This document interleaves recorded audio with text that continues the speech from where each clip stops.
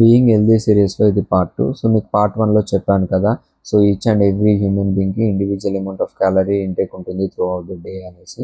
So ఈ వీడియోలో ఆ క్యాలరీ ఎలా క్యాలిక్యులేట్ చేయాలి, ఎలా తెలుసుకోవాలి అన్నది మీకు చెప్తాను. ఓకే, ఫస్ట్ మీరు చేయాల్సింది ఏంటి అంటే మీ గూగుల్ సర్చ్లో how to find my total energy intake అనేసి సర్చ్ చేయండి. సర్చ్ చేసిన తర్వాత మీకు కిందకి స్క్రోల్ చేయండి. స్క్రోల్ చేసిన తర్వాత యుల్ గెట్ క్యాలరీ క్యాలిక్యులేటర్ అని వస్తుంది.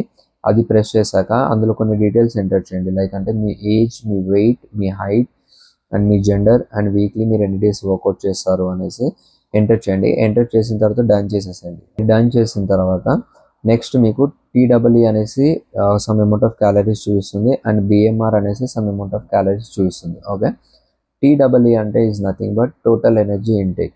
ఓకే, ఒక పర్సన్ త్రూ అవుట్ ద డేలో ఆ అమౌంట్ ఆఫ్ క్యాలరీస్ కన్జ్యూమ్ చేయాల్సింది, అది కంపల్సరీ. ఓకే, ఎందుకు కంపల్సరీ అని అంటే మనం రెస్టింగ్ పొజిషన్లో ఉండకుండా through out the day some activities చేస్తాం కాబట్టి, సో ఆ యాక్టివిటీస్కి సమ్ ఎనర్జీ మనకు కావాలి కాబట్టి, సో అందుకని ఆ క్యాలరీస్ అనేవి కొంచెం ఎక్కువ ఉంటుంది.